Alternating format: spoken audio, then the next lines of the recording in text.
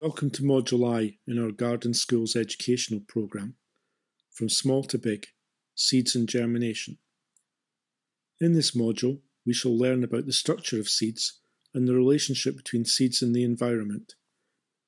Pupils can observe the process of germination, understand growth cycles, and practice germination from seeds and tubers. We will also discuss other methods of establishing new growth apart from seeds through propagation. So let us start with the basic question, what is a seed? A seed is the first stage in the life cycle of a plant, and the means by which a new generation begins. It is structured in such a way as to protect itself until the ideal conditions exist for it to begin to grow. This is known as dormancy, a period during which very little activity occurs in the seed. Whilst this period will normally be from one season to another the following year, for some seeds the dormancy period could be as much as 100 years. Acacia, a species of tree from the Prix family and native to Australia and Africa, is an example of this.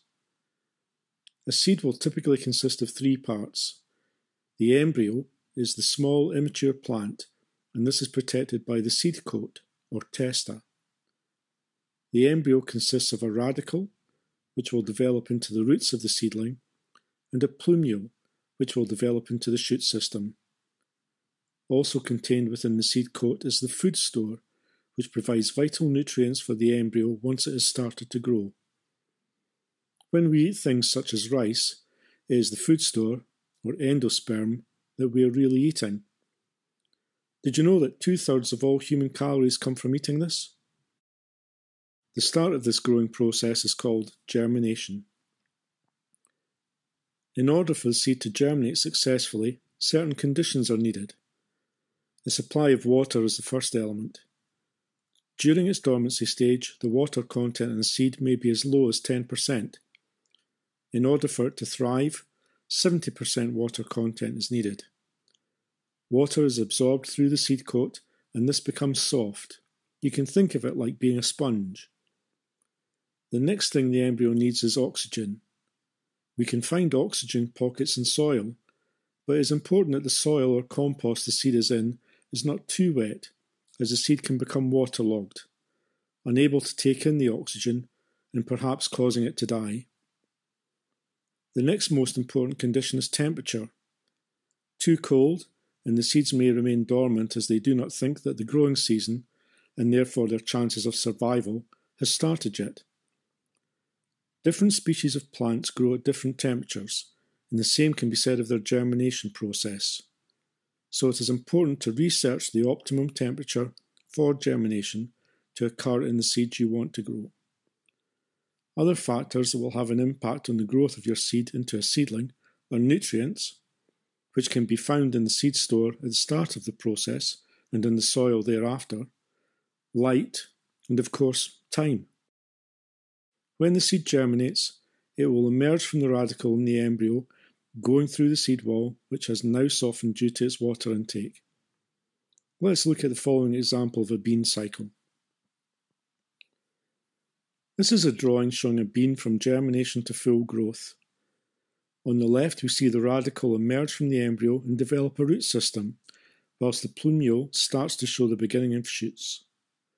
At the fourth stage, the seed has developed into a seedling, with its primary leaf structure and strengthening roots.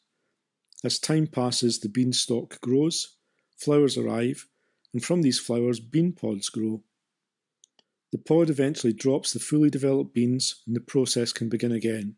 Our next module, J, on planting and growing, will look at practical experiments you can do with pupils about this cycle, as well as root development. In order for plants to maintain their existence, their seeds need to be able to travel to new growing areas. The means of doing this vary quite widely. Seeds can travel by wind. Think about dandelion when we pick up a stem, blow and watch as the seed parachutes fly away. Some look like wings falling and twirling, protrusions on each side of the seed from trees like elm or ash. They can travel by animals.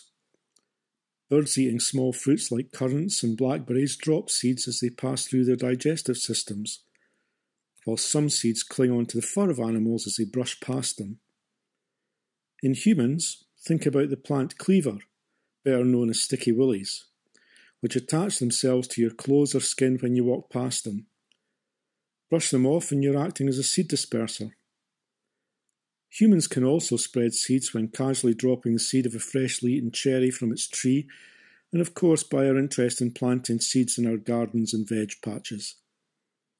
Plants growing near water see their seeds float downstream, whilst other plants have pods which explode and disperse their seeds that way.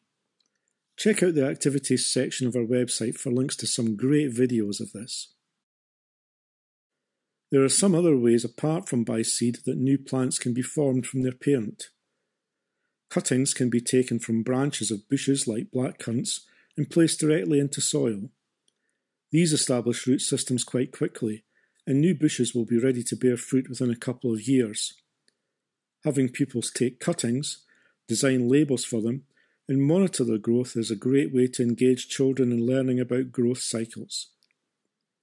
Some plants naturally look to establish plantlets by sending out runners to find a new place to grow. Strawberry plants are the most common example of these.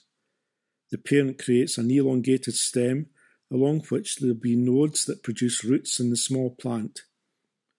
Burying these in small pots close to the parent plant and leaving the stem attached until the plantlet is a bit bigger is an easy way to create a lot of new strawberry plants. Perhaps you can raise money for your garden by selling these at a plant fair at the school. Layering normally occurs when a branch touches the ground. In this simple process, the stem from the parent plant is bent down and buried into the soil. Brambles are a good example of this. Another way to propagate plants is by division. In this photo, we have split a rhubarb crown by pushing a spade through its roots. This is a third of the size of the original plant.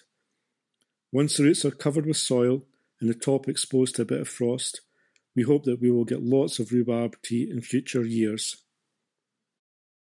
Having pupils study seed structures, their growing cycles and germination gives them the ability to develop skills of scientific inquiry and investigation by using practical techniques. It also allows them to extend and enrich their vocabulary through research and observation, and is a starting point to the next stages of growing, which we will cover in Module J.